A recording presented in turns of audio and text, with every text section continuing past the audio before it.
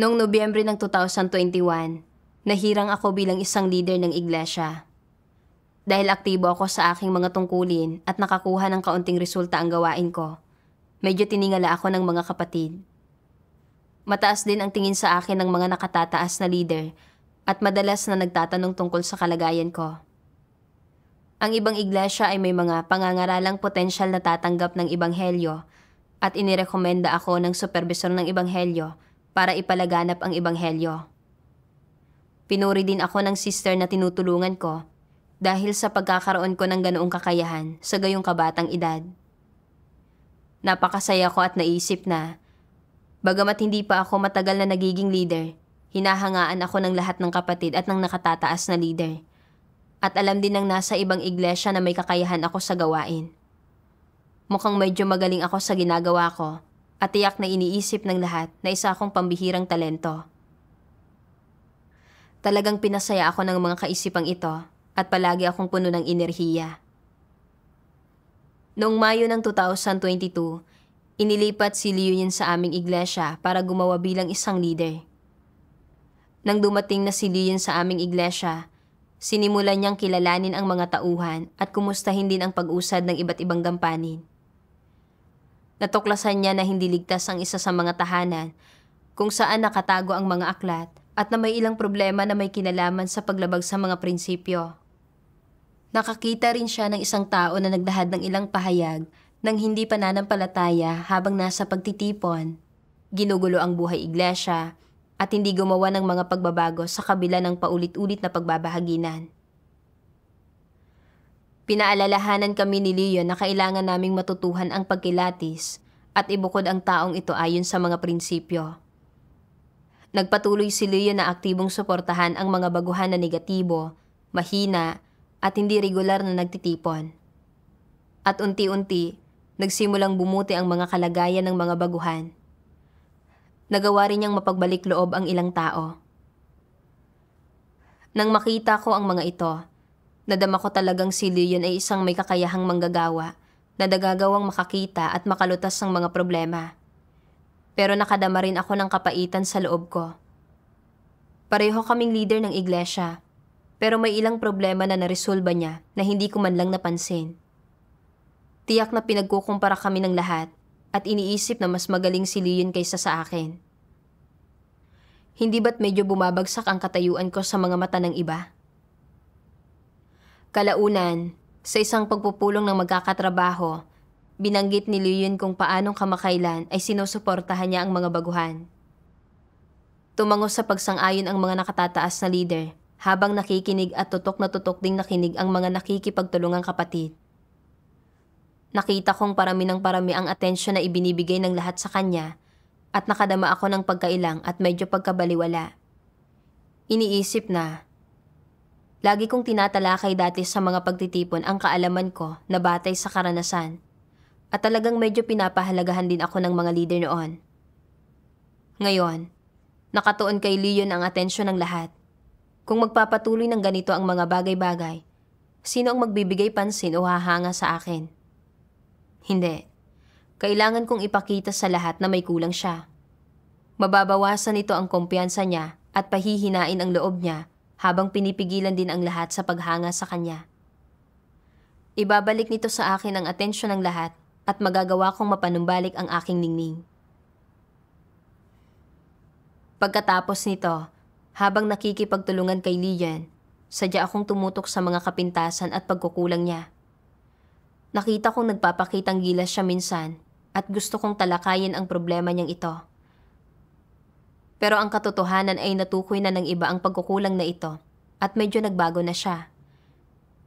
Pero para masamantala ang pagkakataong ito, upang pahinain si Leon, binilang ko sa loob-loob ko ang mga bagay na ipinagmalaki niya at tinandaan ng mga iyon.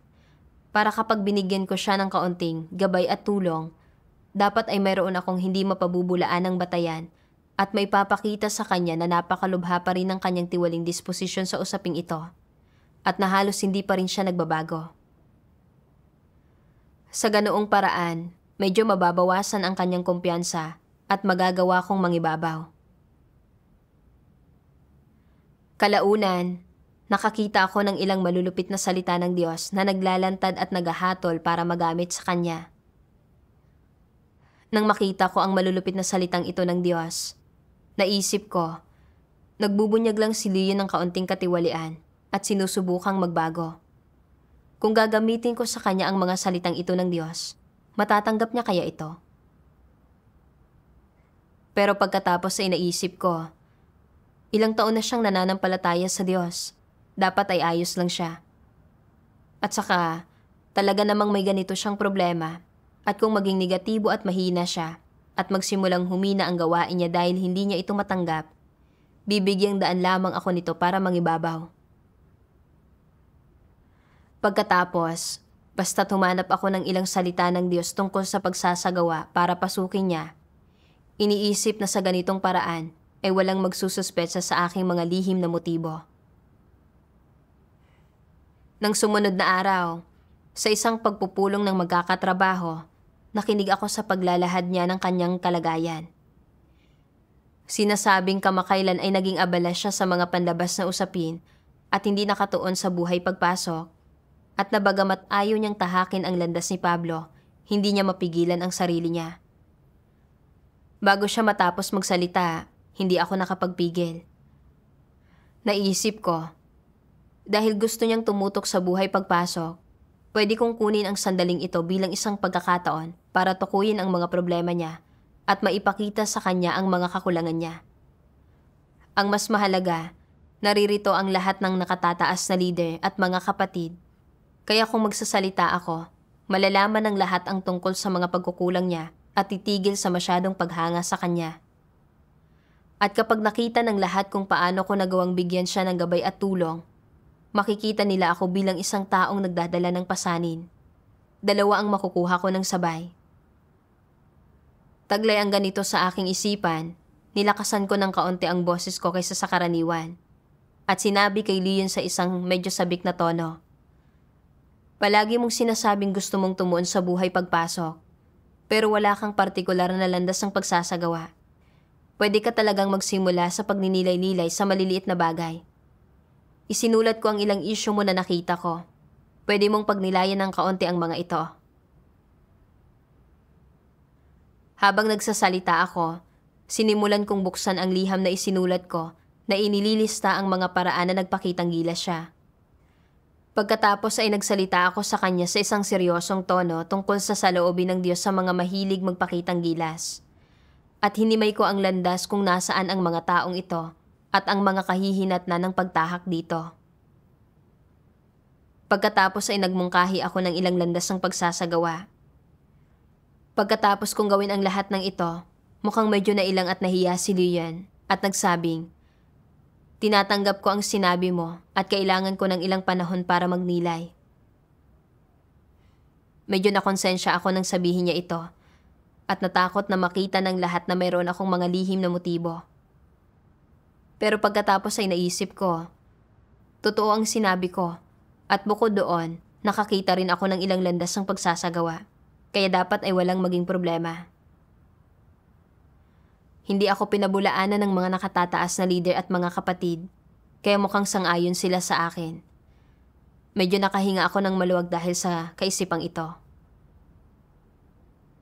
Isang gabi, makalipas ang 2 araw, habang magkasama naming tinatalakay ni Leon ang gawain, nakadama ako ng bahagyang pagkabalisa tungkol sa tulong na ibinigay ko sa kanya at kinumusta ko ang kalagayan niya. Sinabi niya na hindi ito napakabuti. Nadama niya na bilang isang mananampalataya sa loob ng napakaraming taon, pero halos hindi nagagawang baguhin ang aspektong ito ng kanyang tiwaling disposisyon, ay tumukoy na wala siyang kakayahang magbago at talagang negatibo ang pakiramdam niya. Nabagabag ako nang marinig ito.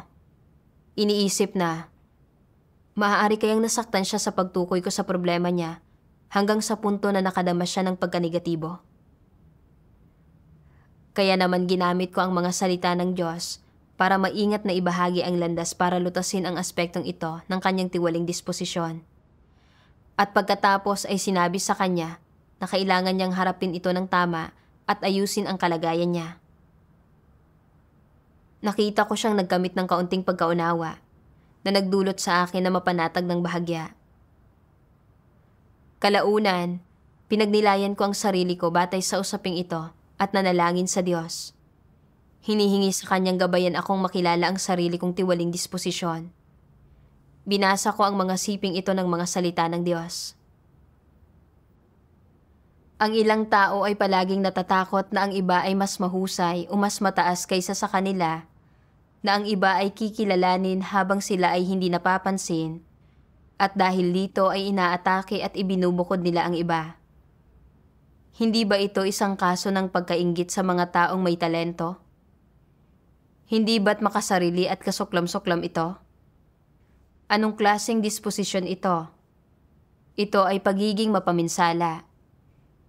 Iyong mga iniisip lamang ang sarili nilang mga interes, binibigyang kasiyahan lamang ang sarili nilang mga pagnanais, nang hindi iniisip ang iba o isinasaalang-alang ang mga interes ng sambahayan ng Diyos, ay may masamang disposisyon at walang pagmamahal ang Diyos sa kanila. Ang ikatlong pamamaraan na ginagamit ng mga antikristo para kontrolin ang mga tao, inihihiwalay at binabatikos nila ang mga naghahangad sa katotohanan. May ilang mga taong mahal ang mga positibong bagay, ang katarungan at liwanag, at ang pakikipagbahaginan tungkol sa katotohanan. Madalas nilang nilalapitan ang mga kapatid na naghahanap at naghahangad sa katotohanan upang makipagbahaginan sa mga ito. Ikinaiinit ng ulo ng isang antikristo na makita ito. Para sa kanya, ang lahat ng naghahangad sa katotohanan ay parang karayom sa kanyang mata, isang tinik sa kanyang lalamunan. Binabatikos, inihihiwalay at sinasaktan niya ang lahat ng naghahangad ng katotohanan. Siyempre, hindi lamang babatikusin ng isang antikristo ang mga taong iyon gamit ang mga brutal at malulupit na taktika na halata namang kayang makita ng mga tao. Gagayahin niya ang estilo ng pagbabahagi tungkol sa katotohanan at gamit ang ilang salita at doktrina, huhusgahan niya ang mga tao at aatakihin sila. Iniisip tuloy ng mga tao na akma at makatwiran ang ginagawa niya, na tumutulong siya, na walang mali sa ginagawa niya. Ano ba itong mga akma at makatwirang pamamaraan niya? Ginagamit niya ang mga salita ng Diyos para husgahan ang mga tao at atakihin sila. Tama, ginagamit niya ang mga salita ng Diyos para ilantad ang mga tao at husgahan sila. Iyon ang kanyang pinakakaraniwang pamamaraan. Sa panlabas, tila patas, makatwiran, at talagang akma ang ganitong paraan ng pananalita, pero sa loob, hindi niya intensyong tumulong sa iba para makinabang ang mga ito, pero para ilantad, husgahan, kondinahin, at insultuhin ang mga ito. Iyon talaga ang gusto niyang maisakatuparan. Kaya, ang problema ay kung saan ang pinanggagalingan niya. Ang lantarang panunupil ng mga antikristo sa mga tao, pagbubukod sa mga tao, pambabatikos laban sa mga tao, at paglalantad sa mga problema ng mga tao ay pawang may pinupunterya. Walang pag-aalinlangan, ginagamit nila ang mga kaparaanang tulad nito para punteryahin ang mga naghahangad sa katotohanan at nakakakilatis sa kanila. Sa pagsira sa mga taong ito, nakakamit nila ang layo na patatagin ang sarili nilang posisyon. Ang pambabatikos at paghihiwalay sa mga tao ng ganito ay likas na mapaminsala. May kalupitan ang kanilang pananalita at paraan ng pagsasalita. Paglalantad, pagkukundina, paninirang puri, at panlalapastangan.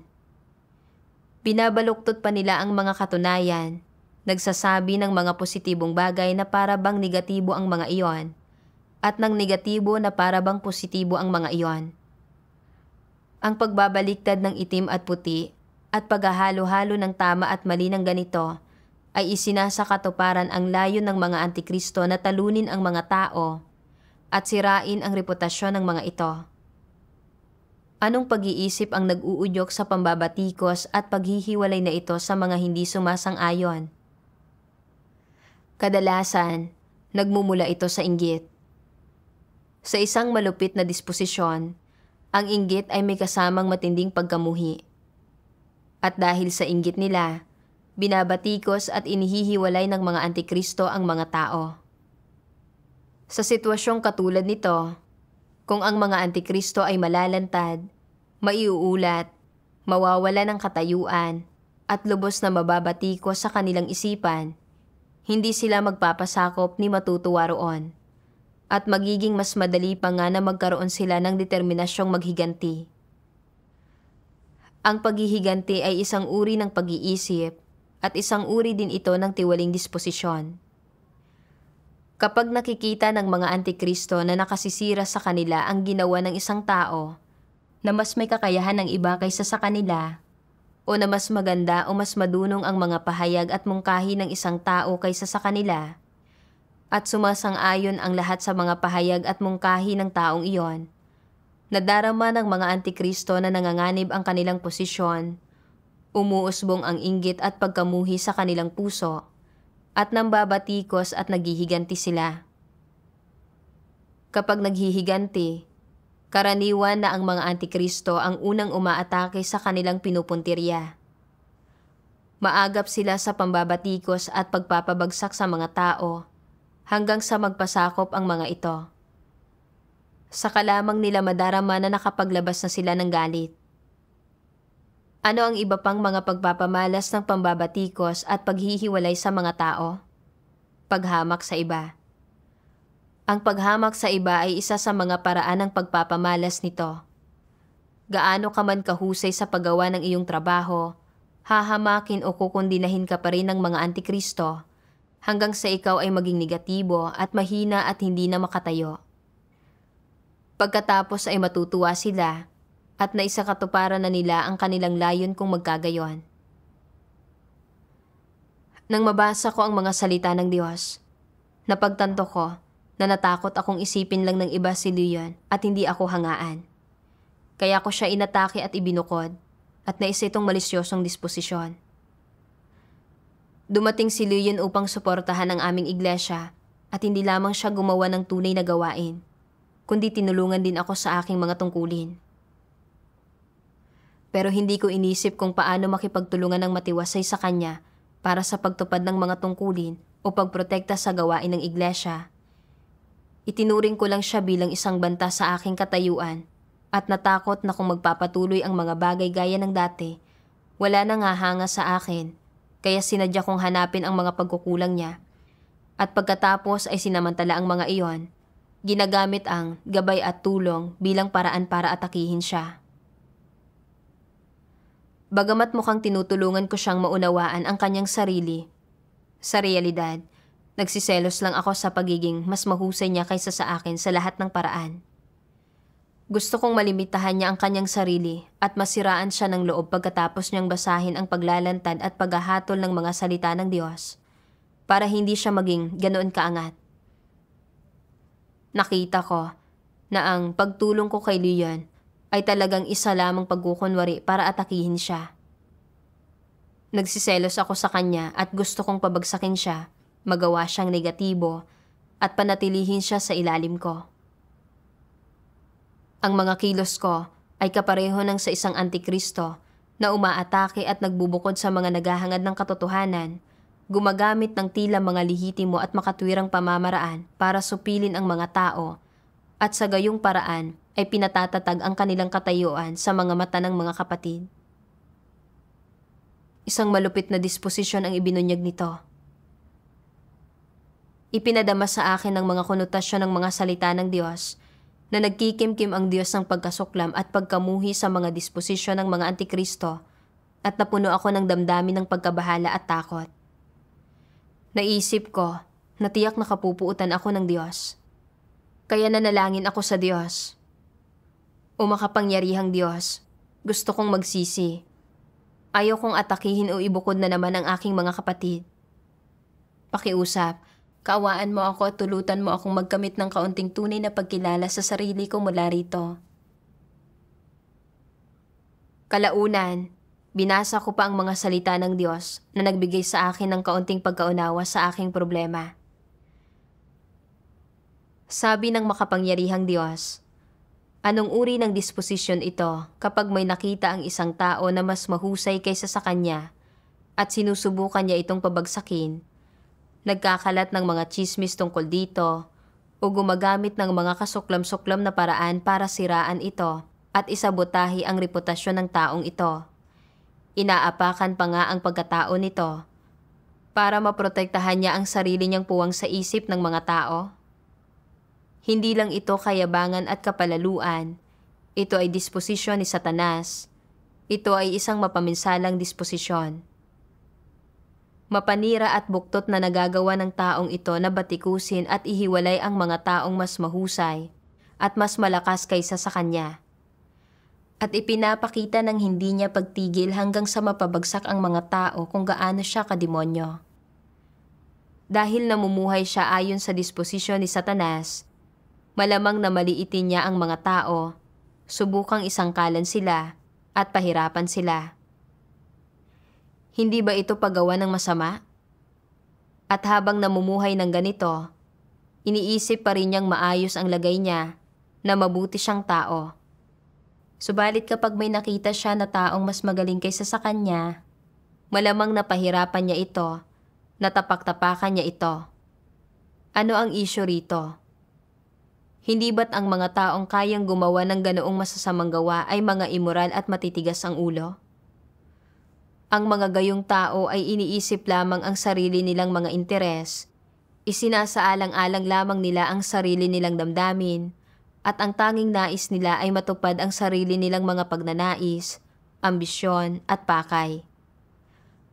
Wala silang pakialam kung gaano kalaking pinsala ang idinudulot nila sa gawain ng iglesia, at mas gugustuhin nilang isakripisyo ang mga interes ng sambahayan ng Diyos para maprotektahan ang kanilang katayuan sa isipan ng mga tao at ang sarili nilang reputasyon.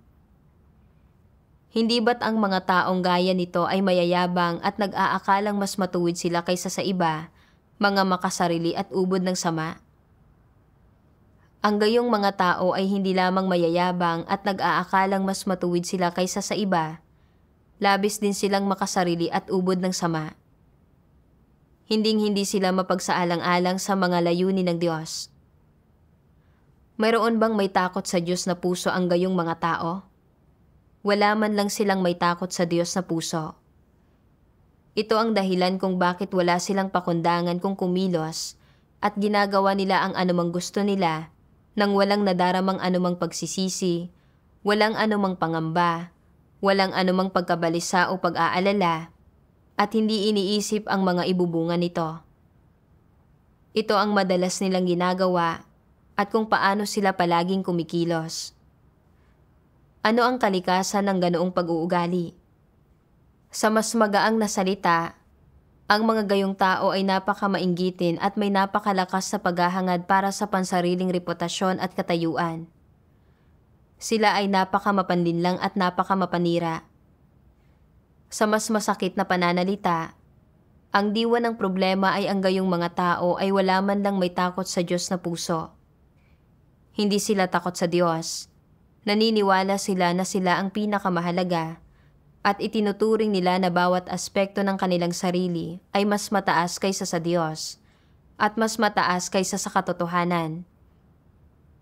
Sa kanilang puso, ang Diyos ay hindi karapat-dapat banggitin at hindi mahalaga at wala man lang anumang mataas na katayuan ang Diyos sa kanilang puso. Maisasagawa ba ang katotohanan ng mga walang puwang ang Diyos sa puso nila at ng mga walang may takot sa Diyos na puso? Hinding-hindi. Kaya, kapag karaniwan ay masaya silang kumikilos at pinananatiling abala ang kanilang sarili at gumugugol ng matinding lakas, ano ang ginagawa nila? Sinasabi pa ng mga taong ito na tinalikuran na nila ang lahat upang gumugol para sa Diyos at nagdusa na sila ng malaki. Ngunit ang totoo, ang motibo, prinsipyo, at layo ng lahat ng kilos nila ay para sa sarili nilang katayuan at reputasyon para maprotektahan ang lahat ng interes nila. Masasabi ba ninyo o hindi ninyo masasabing masama ang ganitong uri ng tao? Anong uri ng mga tao ang naniniwala sa Diyos sa loob ng maraming taon subalit wala namang may takot sa Diyos na puso. Hindi ba't mapagmataas sila? Hindi ba't mga satanas sila? At anong mga bagay ang pinakawala sa walang may takot sa Diyos na puso? Bukod sa mga halimaw, ito ay ang masasama at ang mga antikristo, ang kauri ng mga diablo at ni Satanas. Hindi talaga nila tinatanggap ang katotohanan. Wala silang anumang may takot sa Diyos na puso. Kaya nilang gumawa ng anumang kasamaan. Sila ang mga kaaway ng Diyos at ang mga kaaway ng kanyang hinirang na mga tao. Sa pagbabasa ng mga salita ng Diyos at pag-aayon ng mga ito sa sarili kong pag-uugali, naunawaan ko na ang pagbubukod at panunupil ko sa iba ay nag-ugat sa aking ganap na kawalan ng isang may takot sa Diyos na puso. Pawang alang-alang sa sarili kong reputasyon at katayuan ang mga ideya, kaisipan at kilos ko. Bago dumating si Leon, angat ako sa bawat paraan.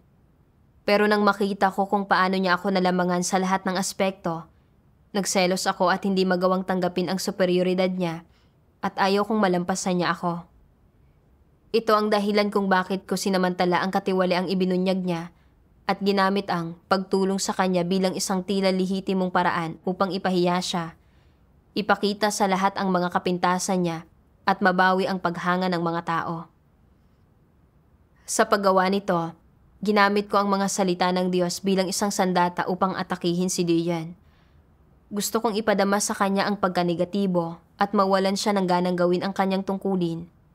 Pinibigyang daan akong umangat at pinipigilan ang iba na makita ang kasuklam-suklam kong layunin. Napaka-traidor at napakabuktot ko. Namuhay ako sa pamamagitan ng mga satanikong lason. Iniisip na hindi ganoon kalaki ang iglesia para sa aming dalawa. Hindi ko kayang hayaan na may nakahihigit o nakakalamang sa akin sa iglesia. Gusto kong patuloy na matamasa ang paghanga ng iba at magkaroon ng lugar sa mga puso nila dahil lamang nagkakamit ako ng kaunting resulta sa aking gawain. Isang may kakayahang manggagawa si Leon. Epektibo sa kanyang mga tungkulin at nagagawang pasulungin ang iba't ibang gampanin ng iglesia. Pero hindi ko inisip kung paano makipagtulungan ng matiwasay sa kanya sa paggawa ng mga tungkulin o pagprotekta sa gawain ng iglesia. Inisip ko lamang ang tungkol sa pagiging pinaka-nagniningning hanggang sa punto na inaatake si Leon upang ipadama sa kanya ang pagkanegatibo at palakihin ang sarili ko. Wala man lang akong pagsasaalang-alang kung maaapektuhan ba nito ang gawain ng iglesia at nakita kong wala akong anumang may takot sa Diyos na puso. Hinihingi ng Diyos sa mga kapatid na makipagtulungan sa pagsiserbisyo at tuparin ang kanilang mga tungkulin na nagkakaisa sa puso at isipan. Gayunpaman, noong may nakita akong isang tao sa iglesia na may kakayahang gumawa ng tunay na gawain at resolbahin ang mga problema, ang inisip ko lang ay kung paano niya ako maaaring agawan ng paghanga ng iba. Kaya ibinukod at sinupil ko siya. Tinrato ko ang iglesia bilang isang lugar para ipakita ang mga abilidad ko. At ang ginawa ko ay nagdudulot ng mga pagkagambala at pagkakagulo na isang bagay na tunay na kinamumuhian ng Diyos. Umusal ako sa Diyos ng isang tahimik na panalangin. O Diyos ko, ang iyong mga salita ng paghatol, paglalantad, paggabay, at panustos ay nagdulot sa akin na unti-unting magkamit ng kaunting pagkaunawa sa sarili ko at nakikita ko na ang paghahabol sa reputasyon at katayuan ay maglalagay lamang sa akin sa paglaban sa iyo. Ayaw ko nang sumalungat sa iyo. Handa akong magsagawa ayon sa iyong mga salita. Pakigabayan mo ako. Pagkatapos nito, binasa ko pa ang mga salita ng Diyos. Bilang isang miyembro ng nilikhang sangkatauhan, kailangang panatilihin ng isang tao ang kanyang sariling posisyon at umasal ng may konsensya. Matapat na bantayan kung ano ang ipinagkatiwala sa iyo ng lumikha. Huwag kumilos nang wala sa lugar o gawin ang mga bagay-bagay na labas sa saklaw ng iyong kakayahan o nakasuklam-suklam sa Diyos. Huwag subukang maging isang dakilang tao, isang superman, o isang ingranding individual, at huwag hangarin na maging Diyos. Ito ang hindi dapat naisin ng tao. Katawa-tawa ang paghahangad na maging dakila o Superman. Ang paghahangad na maging Diyos ay lalo pang mas kahiya-hiya. Ito ay karimari-marim at kasuklam-suklam. Ang mahalaga at ang dapat na panghawakan ng mga nilikha ng higit pa sa anumang bagay ay ang maging tunay na nilikha. Ito lamang ang tanging layo na dapat hangarin ng lahat ng tao. Para sa lahat ng gumaganap ng tungkulin, gaano man kalalim o kababaw ang kanilang pagkaunawa sa katotohanan, ang pinakasimpleng paraan para isagawa ang pagpasok sa katotohanang realidad ay ang isipin ang mga interes ng sambahayan ng Diyos sa lahat ng bagay at bitiwan ang kanilang mga makasariling pagnanais, mga personal na intensyon, mga motibo, pagmamalaki at katayuan. Unahin ang mga interes ng sambahayan ng Diyos. Ito man lang ay dapat gawin ng isang tao. Kung hindi man lang ito magawa ng isang taong gumaganap ng tungkulin, paano masasabi na ginagampanan niya ang kanyang tungkulin? Hindi iyon pagganap ng kanyang tungkulin. Dapat mo munang isipin ang mga interes ng sambahayan ng Diyos, isaalang-alang ang mga layunin ng Diyos, at isaalang-alang ang gawain ng iglesia. Unahin mo muna ang mga bagay na ito. Pagkatapos niyan, saka mo lamang maaaring isipin ang katatagan ng iyong katayuan o kung ano ang tingin sa iyo ng iba. Hindi ba ninyo nararamdaman na mas dumadali ito ng kaunti kapag hinahati ninyo ito sa dalawang hakbang at gumagawa kayo ng ilang kompromiso? Kung magsasagawa ka ng ganito sa maikling panahon, madarama mo na hindi naman pala mahirap na bigyang kasiyahan ang Diyos. Bukod pa riyan, dapat mong magawang tuparin ang iyong mga responsibilidad, gampanan ang iyong mga obligasyon at ang iyong tungkulin, at isantabi ang iyong mga makasariling pagnanais, intensyon at motibo. Dapat kang magpakita ng pagsasaalang-alang sa mga layunin ng Diyos at unahin ang mga interes ng sambahayan ng Diyos, ang gawain ng iglesia, at ang tungkulin na dapat mong gampanan. Pagkatapos danasin ito sa sandaling panahon, madarama mo na magandang umasal sa ganitong paraan. Ito ay pamumuhay ng prangka at tapat, at hindi pagiging isang mababang uri at kasuklam-suklam na tao. Pamumuhay ito ng makatarungan at marangal sa halip na pagiging kasuklam-suklam, mababang uri at walang silbi. Madarama mo na ganito dapat kumilos ang isang tao at ito ang wangis na dapat niyang isabuhay. Unti-unti, mababawasan ang pagnanais mong bigyang kasiyahan ang sarili mong mga interes. Ipinaunawa sa akin ang pagbabasa ng mga salita ng Diyos na hinihingi sa atin ng Diyos na umasal ng tapat, gawin ng maayos ang ating mga tungkulin at gawin ang lahat ng bagay sa harap niya at tanggapin ang pagsisiyasat niya. Kapag nakita natin ang iba na nalalampasan tayo, dapat tayong magkaroon ng isang may takot sa Diyos na puso. Mas lalong manalangin sa Kanya, isantabi ang ating paghahangad sa paghanga, reputasyon at katayuan, at magsimula sa pamamagitan ng pagsasaalang-alang sa mga interes ng sambahayan ng Diyos. Kung paano gawin ng maayos ang ating mga tungkulin, kung paano kumilos sa paraang nakakalugod sa Diyos. At pagkatapos, dapat tayong makipagtulungan ng matiwasay sa iba upang tuparin ang ating mga tungkulin at paluguran ang Diyos at gawin ang mga bagay na kapakipakinabang sa buhay ng ating mga kapatid. Sa pamamagitan ng pag-asal at paggawa sa mga bagay sa ganitong paraan, makapapamuhay tayo ng bukas at makakamit ang pagsang-ayon ng Diyos.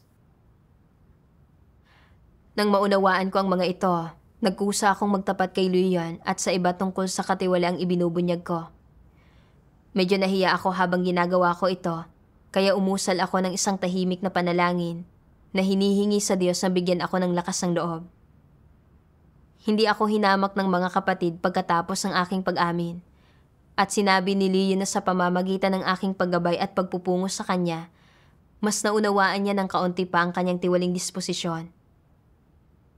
Dahil nakita ko na nagawa ni Leon na harapin ng tama ang mga bagay at magkamit ng kaunting pagpasok, Pinasalamatan ko ang Diyos mula sa kaibuturan ng puso ko. At pinasalamatan ko rin ang Diyos sa pagbibigay sa akin ng pagkakataon na makilala ang sarili ko, makapagsisi at magbago. Makalipas ang ilang panahon, tinatalakay ni Leon sa amin ang gawain. At sinabi niya ang tungkol sa ilang pananaw niya sa gawain. Naisip ko, ang galing-galing mong magsalita at napakarami mong sinasabi. Paano ako magiging angat? Ang totoo niyan ay may kulang pa rin sa ilang aspekto ng iyong gawain ng pagsubaybay.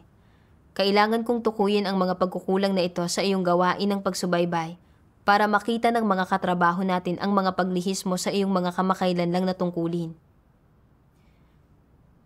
Nang sandaling iyon, napagtanto ko na gusto ko na namang hangarin ang paghanga ng iba at lampasan si Leon.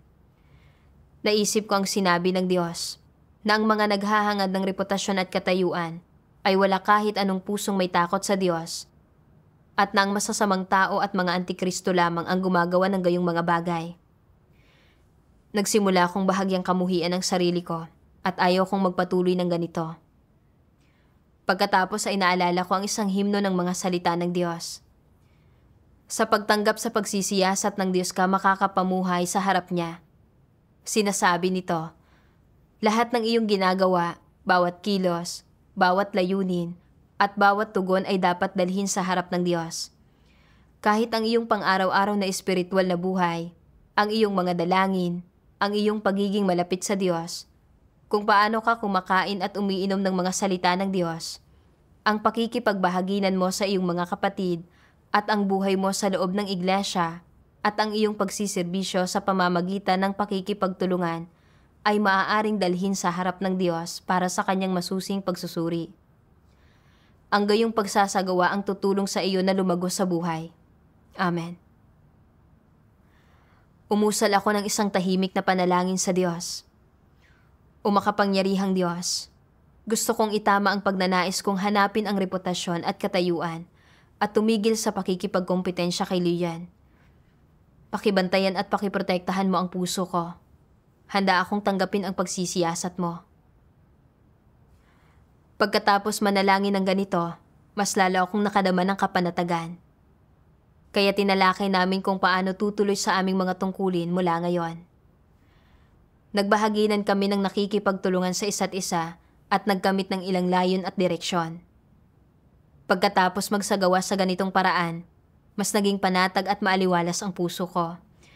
At napagtanto ko na ang pagsasagawa ayon sa mga salita ng Diyos ay ginagawang walang kahirap-hirap at matiwasay ang pakikipag-ugnayan sa iba. Salamat sa makapangyarihang Diyos.